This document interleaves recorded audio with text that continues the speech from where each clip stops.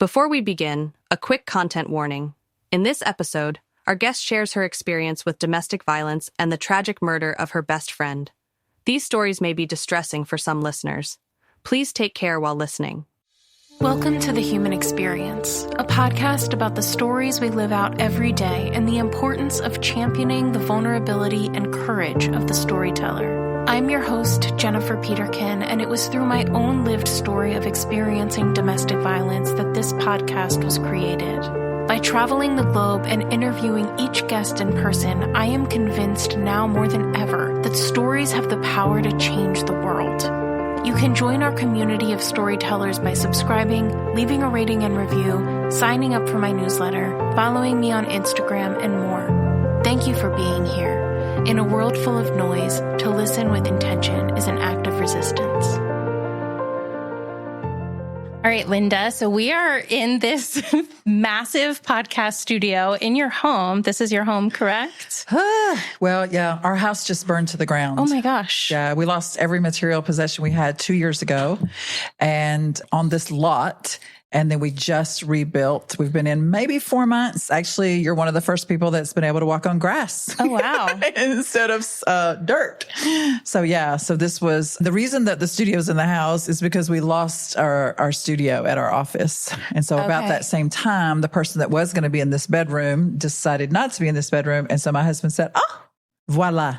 That's awesome. Studio pour Mami Linda.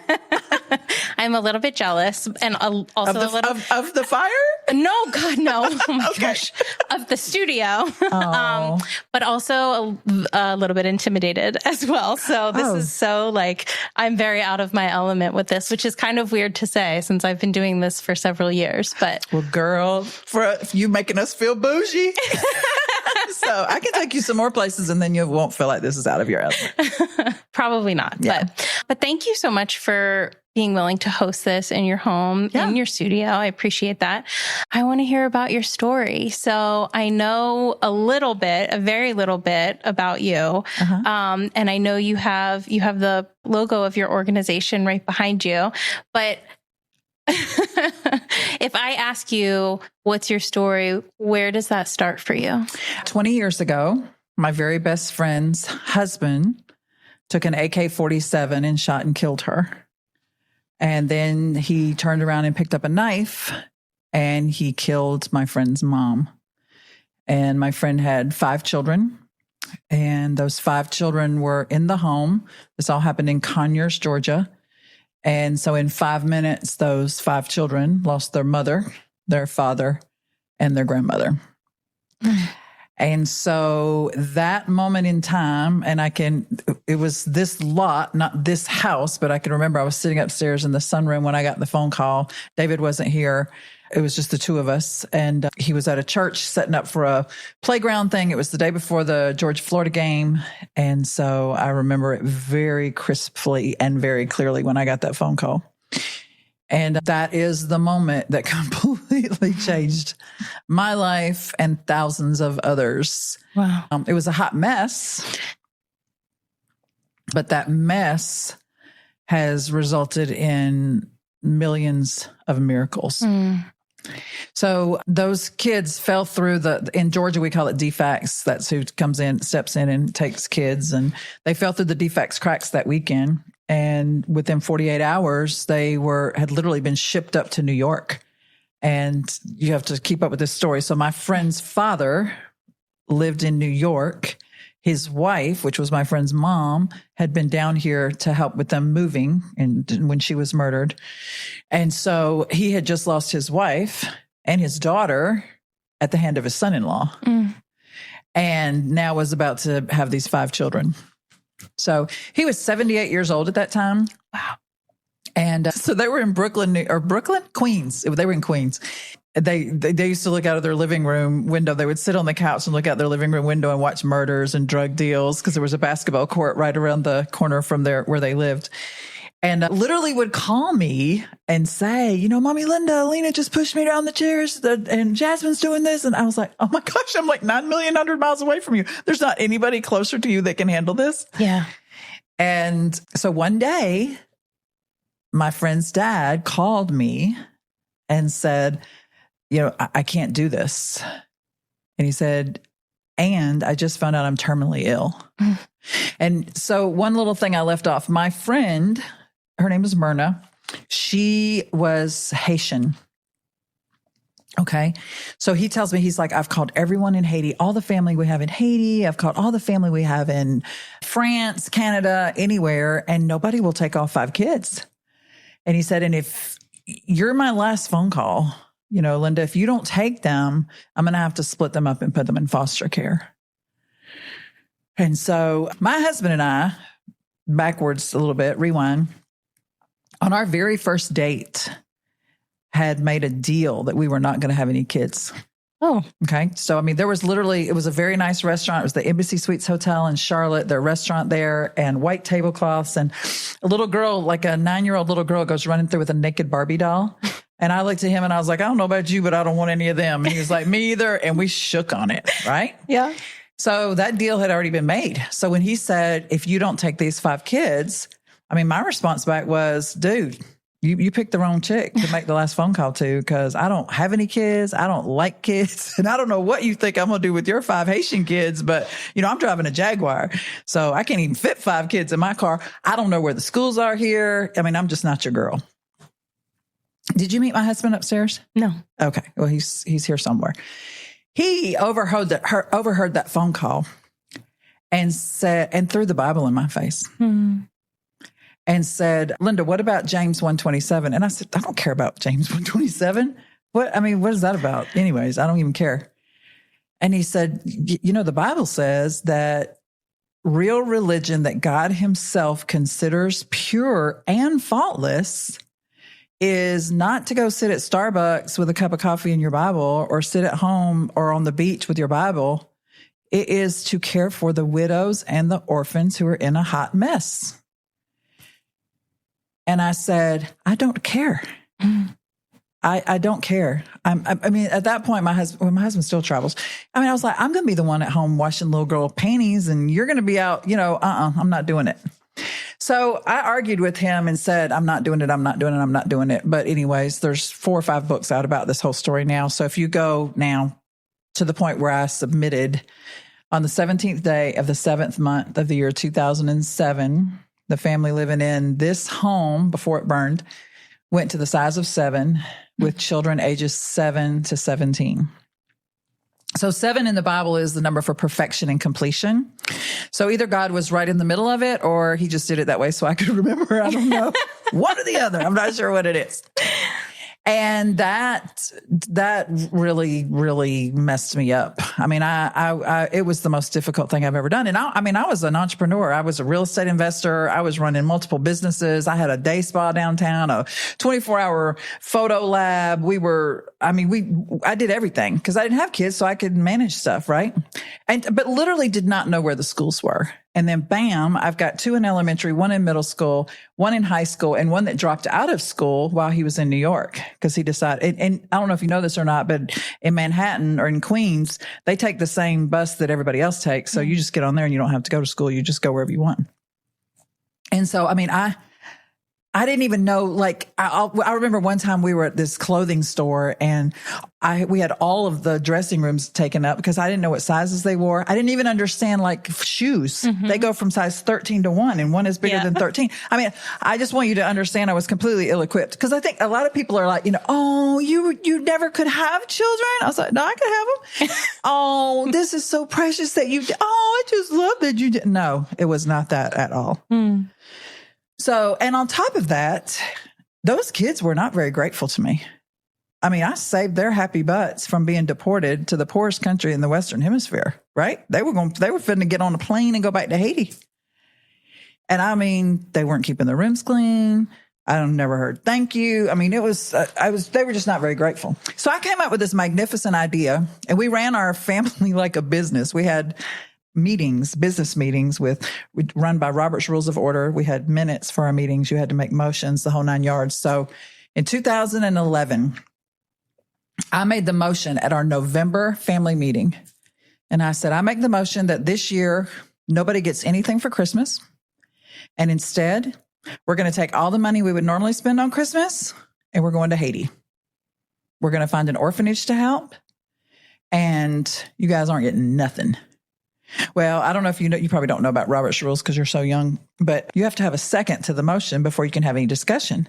And I couldn't get anybody to second the motion. They were like, you kidding? I mean, you know, everybody felt so sorry for the kids, right? Except for me.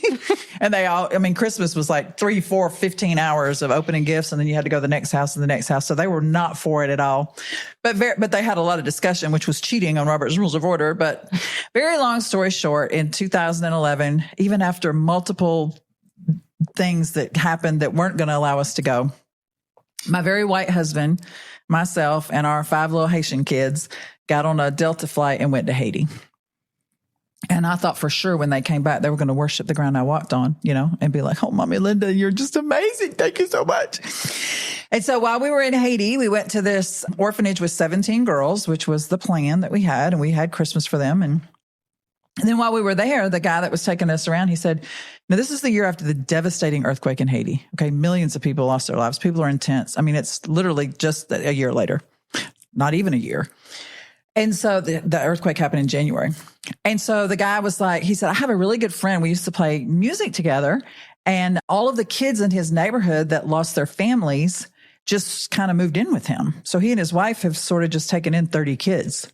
And I'd really love for you to go there and you know, meet them and blah, blah, blah. And I was like, no, we didn't even plan for that. I mean, we don't have gifts for them. We're not doing that, right?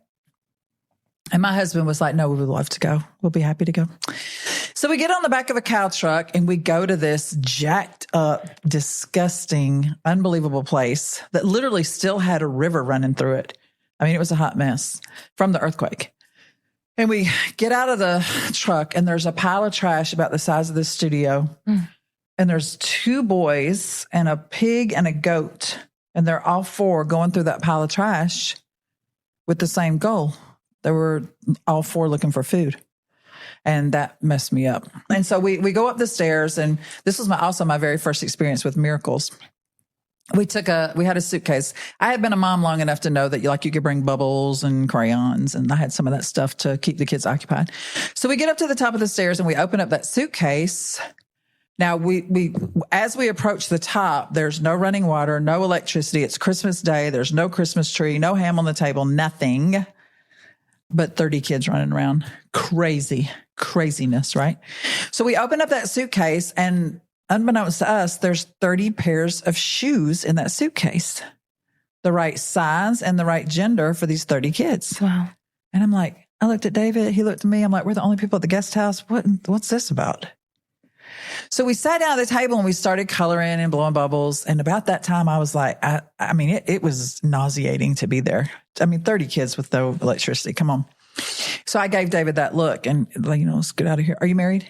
Mm-mm. Okay, I'm sorry. Because you'll get the look. I can show you how to do it. It doesn't always work for me, but I can show you. There's a look that you give when it's like nobody else is supposed to know, but it means let's go. Sure. So, and he was like, no, he goes, first I want to talk to this guy and find out how we can help him.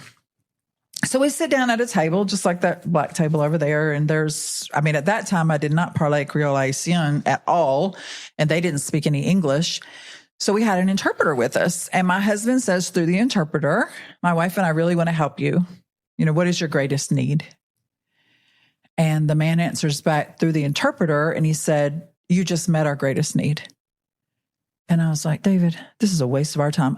They don't even understand what we're saying because I can look around this place and see we did not just meet their greatest need. They need electricity. They need water. And the man interrupted with the interpreter and said, he said his wife and him, they've both been praying for over 3 months for someone to bring them shoes for their children. I don't know if you've ever felt the Holy Spirit inside of you, but I was not liking the way I was feeling. And I was like, this is very uncomfortable. I want to get out of here. This is insane. I've never met anybody that prays for 3 months for anything, right? Most of my friends can't even pray 3 minutes. And if they pray 3 days for something that ain't happening, we call that a closed door. And so 3 months, what are you talking about? And so this guy, he recognized the look that time when I told David, I'd already pushed my chair back from the table. And this guy who does not speak any English stands up, puts his hand across the table in my face and says, Mommy Linda, before you go, I want for my kids to sing for you. Now, we've known each other for a good 20 minutes. Mm-hmm. However, I think you can tell I'm a pretty bold chick. Mm-hmm. And I don't mind saying what I think.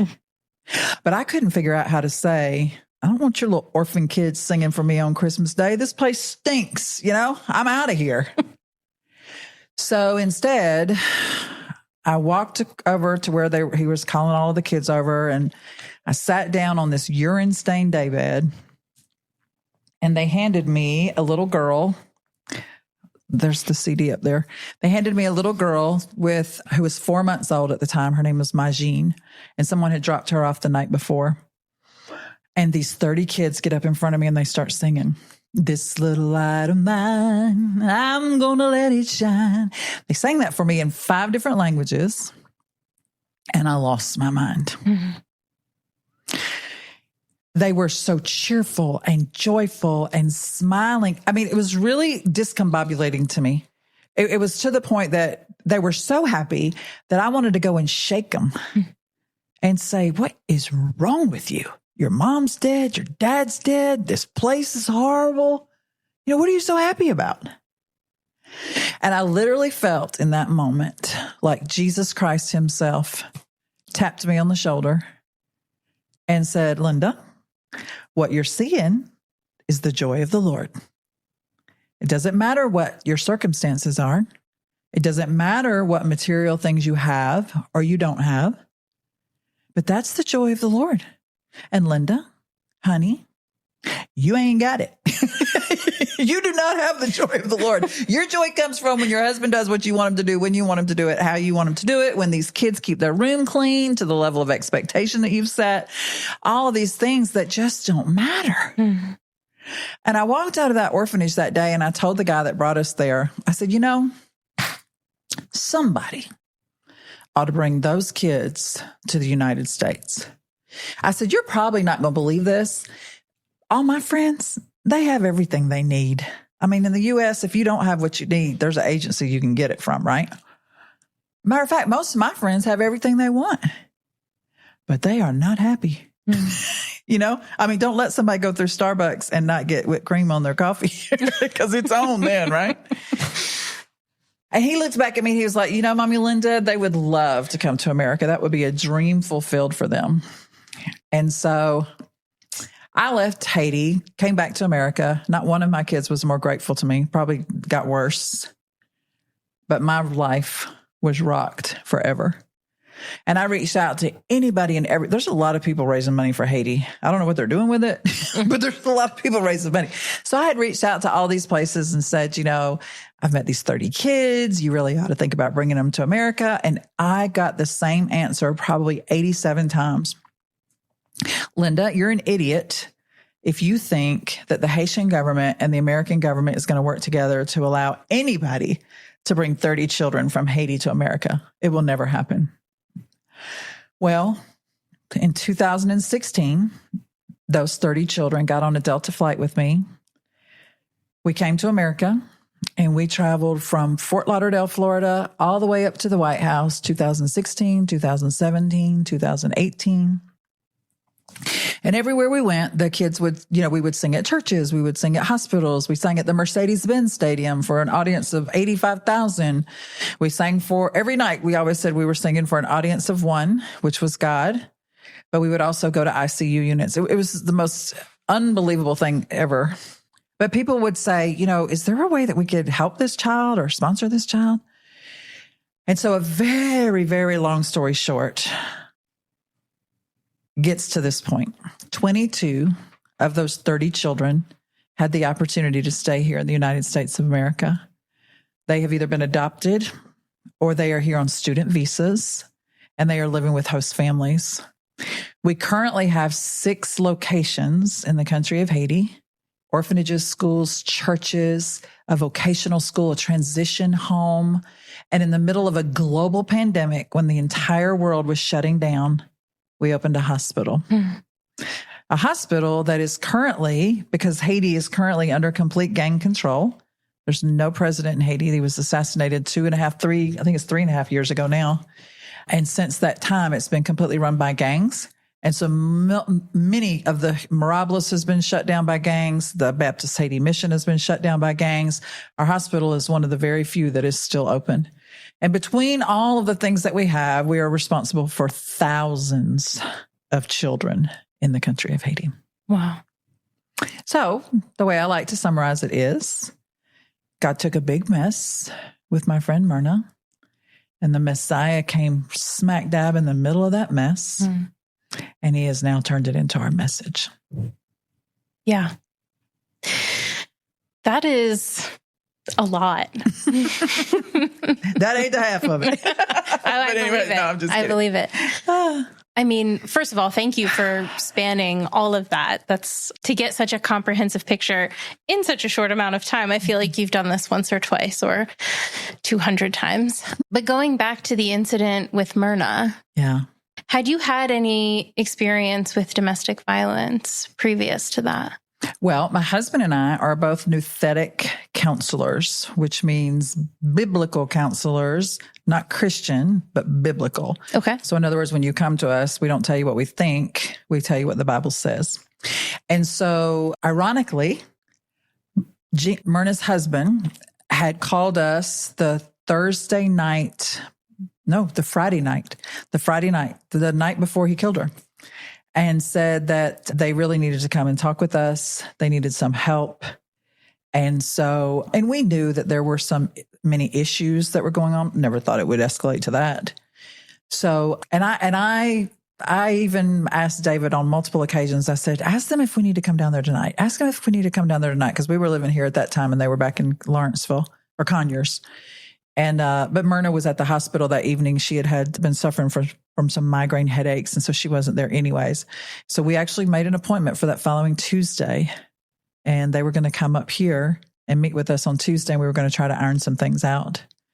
And then that happened. That was on Friday. And then that happened Saturday morning. Yeah. So have I personally had experience with domestic violence? No, but I have counseled numerous situations that's been involved with. Yeah. Yeah. And I didn't mean you personally. I just meant in general, because I think it is jarring for a lot of people to experience that. And I think a lot of people that have not walked in that world at all don't necessarily see the signs beforehand or aren't necessarily aware that there's a bigger issue at play. So I just find it very interesting the way that your story starts, because I think it's an important thing to highlight in the sense that this is still such a big problem. And here I'm going to stand on my soapbox a little bit, because I am a domestic violence advocate after going through my own experience with domestic violence. So I think it's a really important thing to highlight in your story, just in the sense that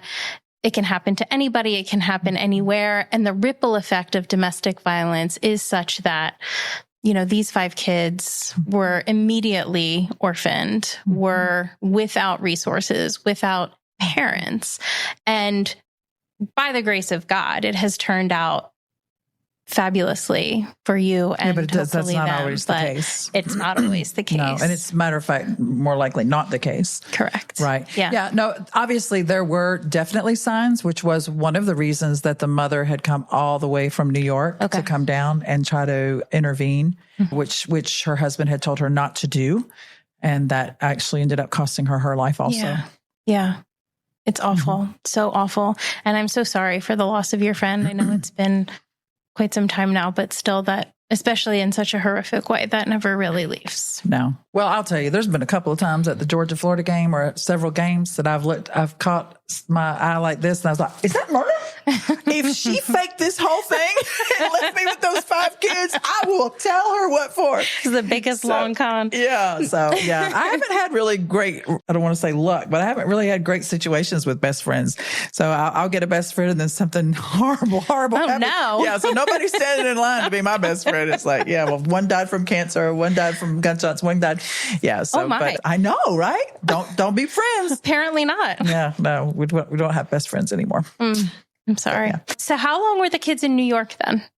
They were there from 2004 to 2000. The murder occurred October 30th, 2004. Okay. I got them in 2007. Okay. So it was a good 2.5 years. While you were telling the story, I just kept thinking of Jonah. Like, you had your Nineveh moment eventually. Yeah, for But sure. you tried to make your escape as much as possible. Yeah, I've tried multiple times. Now I have 12 kids, and so 5 still at home. And my 88-year-old mom lives with me. Okay. So there's just never a dull moment. Matter of fact, I came in on 2 wheels right before you from picking up kids from school. So it's just, and I don't think I would have it any other way. I would like to have like 1 or 2 days to just breathe. But I mean, our ministry, everything that we do in our ministry stems from something that I've gotten upset about. So for example, those kids, I got them in July. So the first major holiday was Thanksgiving. I cooked for 5 days, and those kids sat down and ate it in 5 minutes and then got up and left the table. And I was like, this is absolutely ridiculous. And so I went out in the garage, got some to-go plates, filled up 11 to-go plates, and called those kids back down. I mean, I got to live out every woman's dream by trading in my Jag for a minivan. So I was like, let's get in this minivan, and we're going to go find somebody that is not eating a traditional Thanksgiving meal. So that was 15 years ago. And this past Thanksgiving, it was our 15th, 16th, 17th annual. I can't remember how many years we've been doing it. We delivered 5,093 meals to homeless, hopeless, and homebound individuals. Wow. So we ran that project out of this house every year for like 4 or 5 years. I think we were running like maybe 400 plates out of this house at that time.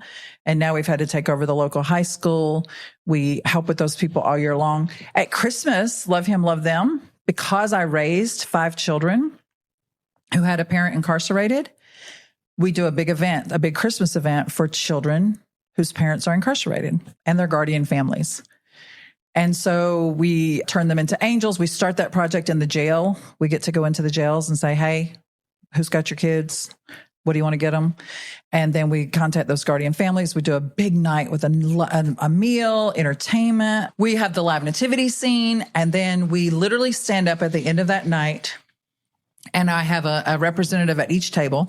And I say, what do you need to change the trajectory of these kids' lives? What do you need? And Love Him, Love Them has given away everything from cars to homes to car seats to CNA scrubs. I mean, just whatever they need. And then they know that they can reach out to us all during the year and we'll help with that. And then another thing that we do annually is for Valentine's Day, because my first 5, when I got them, I had 2 that suffered with epilepsy and seizures. And so it put a special place in our heart for special needs adults. And so every year we do a big Valentine's dance for special needs adults. We work with them throughout the year, go share the Christmas story, and do different things for them. So our ministry is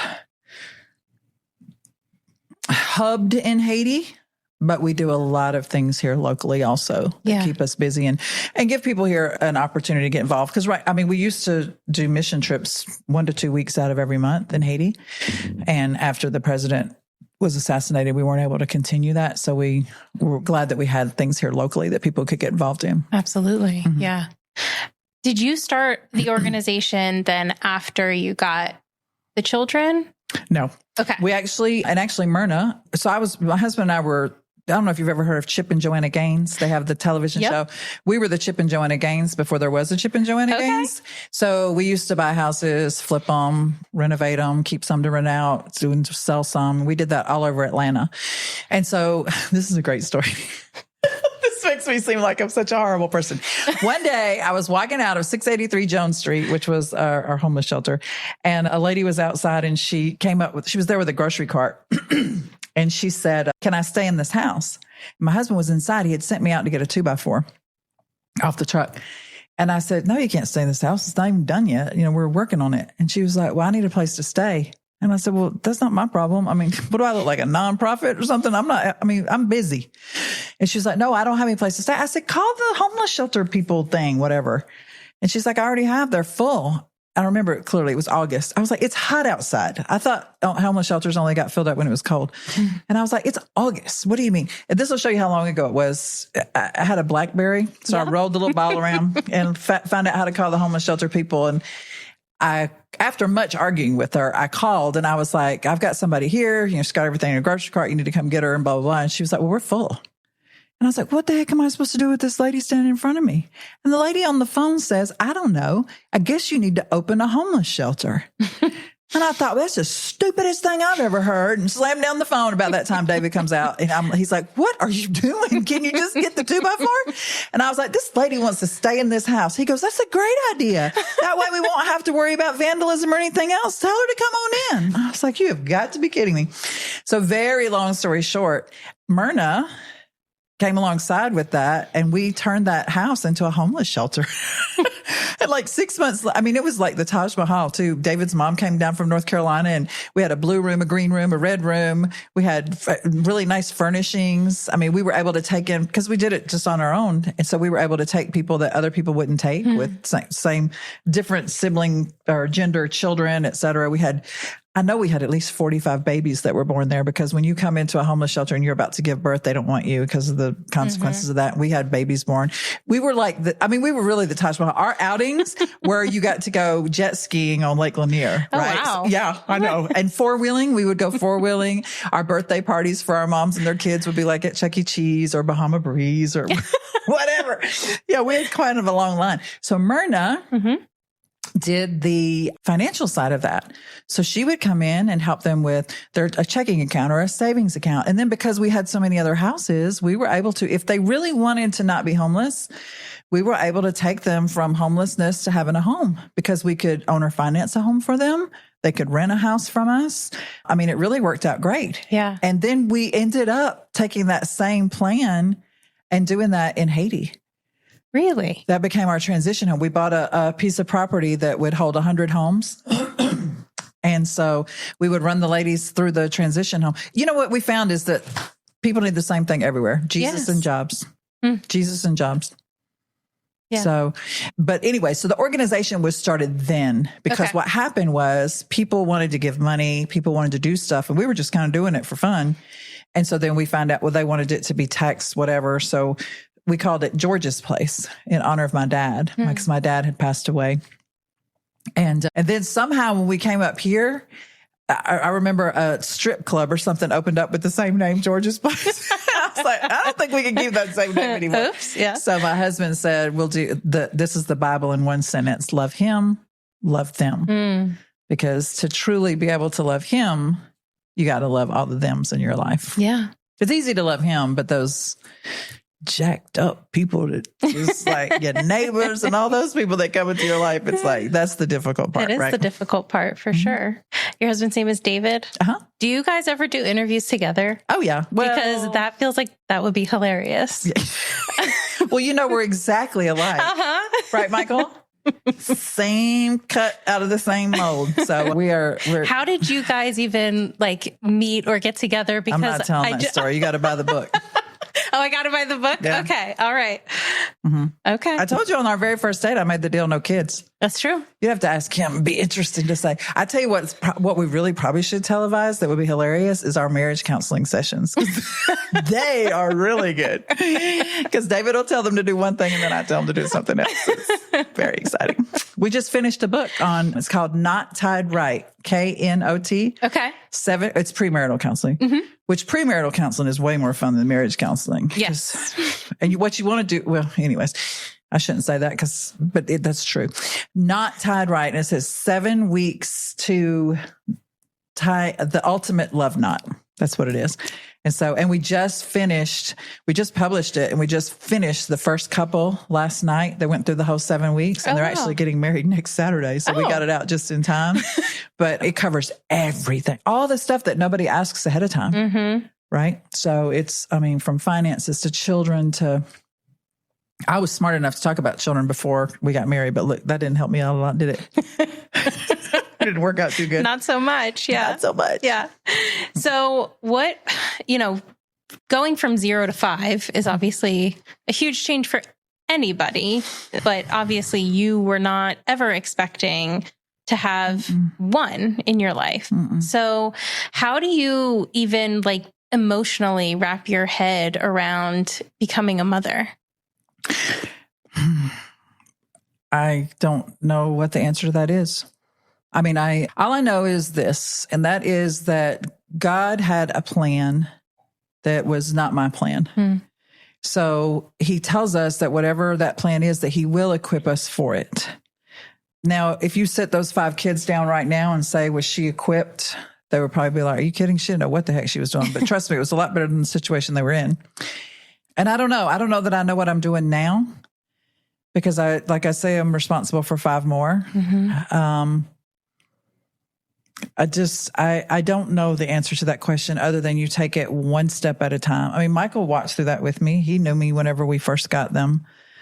It was the most difficult thing I've ever done in my life. And I've run multiple businesses. I've been to paralegal school. I've done a lot of things, but taking in those 5 kids was very hard. Yeah. Now, when you did take them in, what happened to what you were doing? All of the businesses you were running, all of the things you were doing. Because the other night at dinner, so we had last week, I think it was last week, right, Sandy, was the 2-year anniversary of our house burning down. And so I was like, and this is the first anniversary that we were actually in our new house. So I was like, I want us to all go out to dinner, and I made little index cards with questions on them. And, like what is the one thing you lost in the fire that was the most, it was really, I did a great job setting it up. Is what I'm trying to say. My husband was out of town, but he zoomed in so that he did answer all his questions. And at that dinner, one of my daughters, who will remain unnamed, because I said, there's so many days that I wake up and I don't want to do this anymore. I mean, it's a battle. It's a battle. It's a struggle. Especially, you get phone calls from the orphanage. There's dead bodies outside. What do you want us to do? The gangs are coming. They're going to burn us down. How do we handle this? The fundraising is astronomical. I mean, there's a lot of pressure, a lot of speaking engagements, continue to write books, opportunities. There's a lot.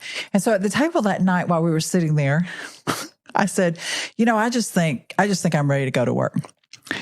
And one of my daughters says, what in the world would you possibly do? Oh, there's nothing you can do. You don't have any skills to do anything. To which I then made her Google what the CEO of Goodwill makes. And just let her see that. But it's just funny you say that because my kids don't think I can do anything because I don't even know what to do. But what happened whenever I got those kids, I did have to stop. David and I were even volunteer firemen here. We have a local fire department here. And so we were both gumlog firemen. And I had to quit that because we couldn't both head out at 2 a.m. for a fire. And we were both first responders. How do you become a volunteer? It's a lot of school, but I can get my stuff on and off way before all those guys can. I'll tell you that. We went through all the training. Yeah. So it was a massive training that we had to do, but and isn't that interesting? And then our house burned down. And we couldn't even get the fire department here. We called 911. The power went out and they put us to the wrong department. Everything else. My husband was the first one to go get the truck. But anyways, I'm sorry. What was your question? My goodness. No, I'm just like every sentence you say, I feel like I have offshoots of hundreds of more questions. But the bottom line was I stopped everything. We ended up actually 2007. I don't know if you remember this or not, but it was a great recession. The whole world fell apart. And I was very angry at God because we almost lost this house then because we had taken them in. The economy fell. I had to shut down the day spa. The bank called my note due and wanted like $400,000. And we were like, we can't do that. So we had to shut down the spa. Actually, my friend, I don't know if you know this, Michael, but Julie Durham offered us her house because we were that close to losing our home. And a mutual friend of ours who lives near the high school, because she was like, the kids can walk back and forth to the high school, had offered us that. And it was a hot mess. So we didn't have the spa anymore. The real estate went kaput. I mean, all of that, we ended up having to auction it all off. It was a horrible, horrible time. Yeah. And I can remember sitting there thinking at one of those times we were going to have to move into one of our rental properties and it wasn't even enough. It's like a 4-bedroom, 2-bath maybe for 200 people, however many of us there were. And I can remember sitting there going, really, God? Really? I took these kids in and this is my payback? You got to be kidding me. I was so angry. You took my business away. You took my friend away. And I got these 5 rugrats. And now I got to give up my house too. I mean, this is ridiculous.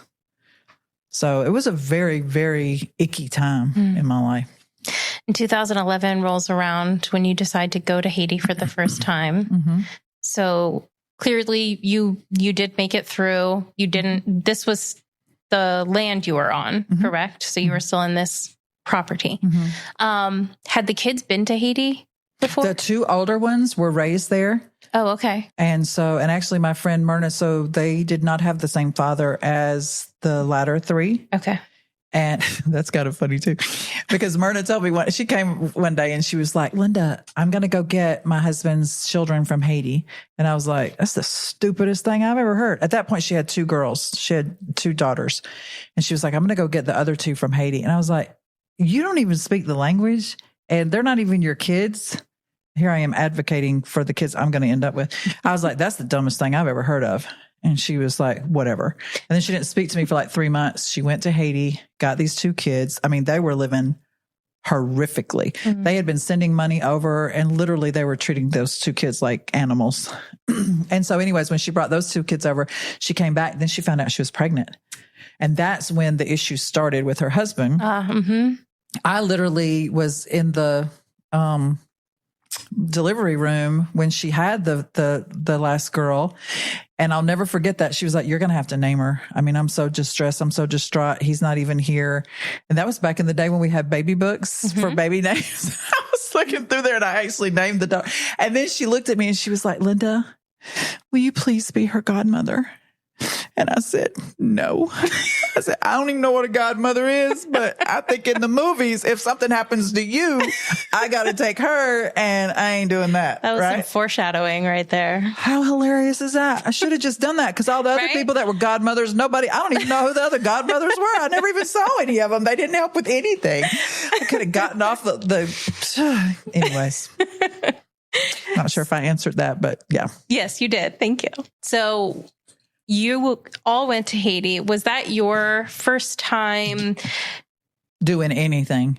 And okay. Girl, I am not a mission trip girl. Okay. I don't even want to camp.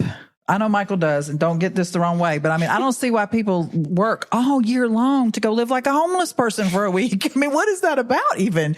Right? Just put me up at the Hilton, or I can use some of David's Holiday Inn points, but I don't want to camp. And so, no, I didn't. That whole mission trip, I'm telling you, that was intentional to try to change their hearts. So, I mean, because Haiti's not a day in the park. I mean, there's no hot water. We have a guest house there still now, and it's nice, but I mean, it's not nice. So, no, I'd never been on a mission trip. And then I ended up leading them. Yeah. Constantly. So, yeah. How often were you going back? Oh, 2 weeks, at least 2 weeks out of every month. We had. Oh, my goodness. Oh, yeah. I mean, if David passes away, I'll still go move there. Okay. That's another funny story. Myrna told me one time, she was like, Linda, we could sell, cause we had a lot of real estate. She goes, you could sell 2 of those houses and live in Haiti like a queen. She said, you could be on the beach and have one of them little banana boys or the banana leaves or whatever you call it. The guy could be like fanning you and bringing you little drinks and stuff. And I was like, I came home. I was like, David, we can sell 2 of our houses. And he's like, Linda, there are gang people there with AK-47s. You're not going to Haiti to live on the beach. Yeah. But if that happens, then I would be happy to do that. Because now, I mean, I guess right now, the last time I went to Haiti was 2 years ago on Easter. And they didn't even let me leave the airport. I mean, I came in through whatever you call it, arrivals, and they took me inside the airport back out to departures because they said, if they see you here, Linda, they're going to kill you. Oh my goodness. Or whoever came to pick you up. So I was going to pick up a child to bring back because we've brought several other kids back over on different things, which we're dealing with now, the repercussions of that because of the new deportation and self-deporting and all of the visas and all that. That's just a hot mess. Yeah. So you literally could not leave. You literally didn't leave the airport the last time you went. No, and I've been stuck over there. Yeah. I remember one time it was during Thanksgiving. I was so mad.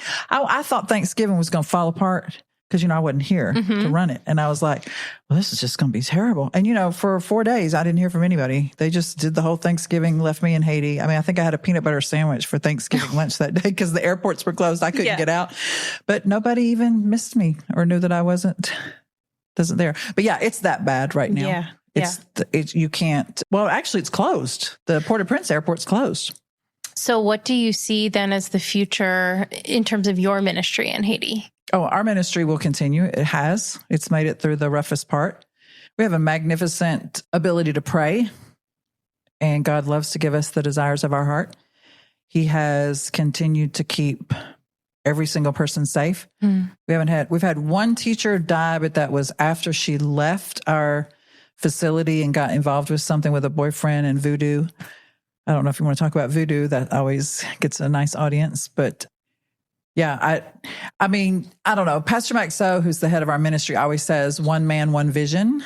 But I think that the way we have things set up now, I think they will continue to run with or without us. Yeah. So you have a strong on the ground team. Oh, yeah. And that's so important to keep things sustainable long term. 100%. So yeah, because I mean, I haven't been there for 2 years. I mean, I think it's me going that, makes everything happen. Oh, Mommy Linda. But I ain't been there in 2 years and everything's fine. Yeah. We have a huge board of directors there. Okay. All Haitian. Wonderful. Did have one American on the ground. She passed away 2 years ago on January the 6th. But she was going to die in Haiti. She was there and she ran our guest house. But then after we couldn't bring teams over anymore. But she still was there doing things. And then we had an opportunity we had 2 interns come in that wanted to go, and we put our foot down and said no. And like 2 weeks after that was when the 2 interns were kidnapped and all that hot mess took place there. So, yeah. But yeah, Love Him, Love Them will continue. That's great. You're coming up on almost 20 years of the adoption. It's crazy. So these, obviously they're all grown now. So you met one of them upstairs. Somebody obviously Gina? left you in. Yeah. Okay. I was about to say, you said, I don't know, I was wondering how you got in the house. And we didn't hear the dog bark. So how are you here? I rang the doorbell and a little girl answered. That's Merlanda. Okay. And then Gina introduced herself and said, Linda's downstairs. And I was like, okay, should I just go downstairs? Welcome to the house. Yeah. Most people don't even ring the doorbell. So when we go upstairs, it's like, oh, hey, glad to see you. So Gina is one of those first 5. Okay. Okay. So the other 4 are extremely successful in the world's eyes, but not so much with Jesus. And then Gina is successful in both worlds. She's about to move to Florida. She has her own remote learning academy, which is a school online, homeschooling. And then I don't know if you met Fred. Was he up there? Yeah. Fred just got on the president's list at Emmanuel, 4.0 GPA. Wow. He's a very hot looking boy. He's very, very sassy. Works at the golf course, and he's all that. And smart, but loves Jesus. So we're all like spying every girl that even looks his way. Right? So yeah, I would love to have a different type of relationship and as much with the other 4, but not so much right now.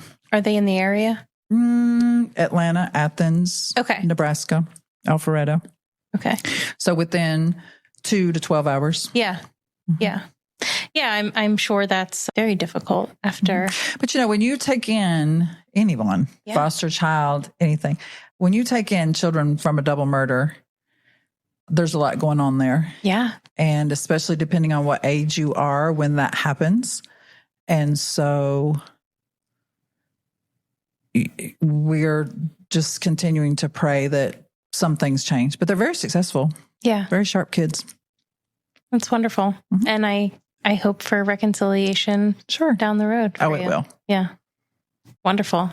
I love your attitude. I love everything that you're putting out there. I love your candor about yourself, your story, and everything that you've walked through, and that it's kind of a mess. I love that. I love that you are honest about that. You said no, that you were angry, because I think it's an important part of our stories that, first of all, we can still end up in the same conclusion. And so what's meant for us is not going to pass us, that, God's plan will prevail. Yeah, he says you can do whatever you want, but I'm going to have the final say. So the stream goes this way, but I'm going that way.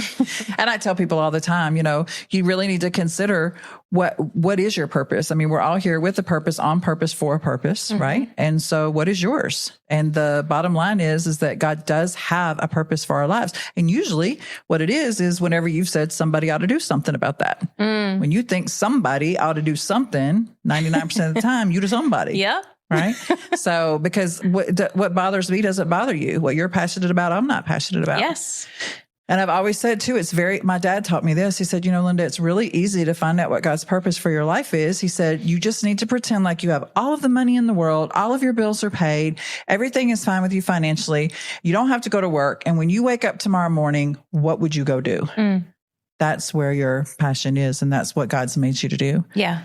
And so, I get irritated a lot and frustrated, and I never seem to have enough hours in the day, but I would never have it any other way because we are in a position that we're able to make impact in people's lives through the Word of God, through the truth.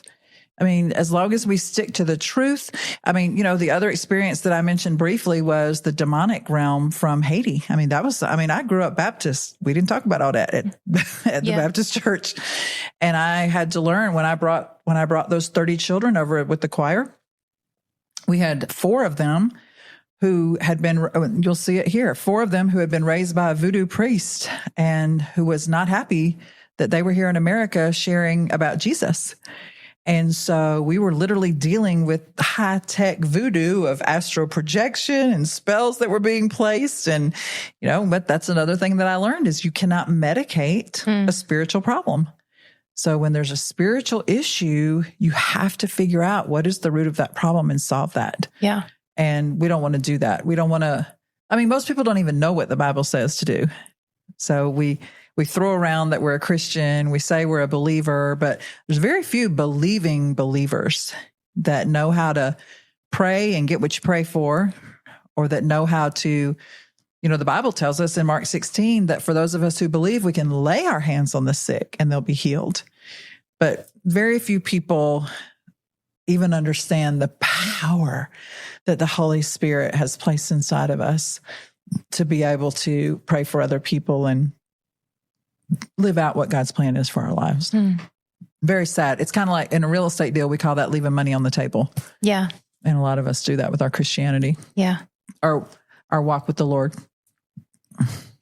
So what are you these days? You are obviously doing your nonprofit in Georgia and keeping in touch with what's going on in Haiti. How do you fundraise? Yeah, isn't that a good one? So I speak every opportunity I get and share the story. We have 2 television shows that are out on YouTube, and then we're on like 17 to 24 different television networks around the world. Wow. Mostly it's speaking. And then I'm guests on other people's podcasts. And so when people hear the story, well, I'll tell you a funny, we just got this message right before we came in here. One of my daughters, Radovka, works at Cracker Barrel. She's got 2 or 3 jobs, and she's from Haiti. She was from one of our orphanages, and she said that she was just checking somebody out, and they realized she was Haitian, and they started telling her, "Oh, we've been to Haiti." She said they walked out to the parking lot and came back and gave her $100. Oh. I know. I said, well, my birthday's next week, or you can donate that to the ministry.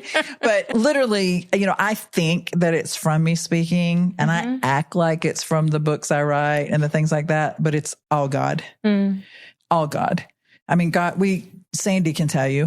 I'll be on a podcast, share a story, and from the least likely, most that you would never expect, exactly the amount that we need comes in. So, and I like to act like I don't worry about it, and I, never have a care about it. But that's not true. It is a heavy burden on my shoulders. Sure. But I do have the 5 Haitian children that are in my life now are probably the most grounded and biblically based, and will call me out and will throw back in my face what I've told them. Mommy Linda, you say, don't worry. Why are you worried? Or you say God's going to provide. Why don't you think he's going to provide? Or do you really think you have anything to do with this in the first place? It's just a matter of us being obedient, because God owns the cattle on 1,000 hills, not you. Right? Yeah. But that's mostly what we do. We just take every opportunity we can to be able to share the story. Yeah. And most people want to come alongside and help. So have you ever done grants or anything like that? Well, we're looking for a grant writer. If you'd like to volunteer for that position, we'd be happy to have you. There's tons and tons and tons of grants. And the sad part is that most people that get the grants don't do anything with them. And the people that don't get the grants are the ones doing most of the work. But we've never had a dedicated person. That's something that every time we get and we're all volunteers. I think I told you that. And so once you get a dedicated person, it just can get overwhelming. Sure. Absolutely. But we're looking for that. So if anybody's throw it out there. Anybody in the new audiences would like to help out, or maybe just do one or two, or And you have a podcast, yes, as well. So what do you do with your podcast? So we have two different shows. One is called Miracles with Mommy Linda, which we have a book called Miracles with Mommy Linda that has 37 miracles in it of healing the sick, raising the dead, casting out demons that we've actually personally been a part of. And then that is a show. So actually in that book, you can read the miracle and then you click on the QR code and it pops up on the YouTube channel and the person, or we tell the rest of the story. We also have a devotional called Miracles with Mommy Linda. The devotional, it's got 52 weeks of also miracles in it. So the one show, which is Miracles with Mommy Linda, it talks about miracles or miracles in the Bible or things in the Bible that can lead you to a miraculous life. And then we also have Love Him, Love Them with Linda Gunner. And that's where we do guests, where I sit in that chair. And I interview people in the beginning, it was people whose lives had been impacted by Love Him, Love Them, or they had come and volunteered with us, or their life had changed. But now people call us from all over and say, hey, can I come share my story? And so those are the two shows that we have. Very cool. Well, I mean, it sounds like you have got to reach. I mean, with your personality, I can't imagine that you are made for anything else, because I'm sitting across from you and I'm like, yeah, this all makes sense. Like weirdly it does, for, you're exactly where you're supposed to be. And actually, when I sat down, the very popular verse in Esther just popped in my head. You were made for such a time as this. And so I think it's such a testament to your faith and your commitment to following what your calling is, that you are where you are. So it's fantastic and well done. You're very kind to say that. So I do have a question that I ask all of my guests at the end of each episode. And that is, through the lens of your experiences, what does compassion mean to you? I don't know that anybody would think I have any compassion. What does compassion mean to me? I guess compassion, or maybe I have a bunch of it.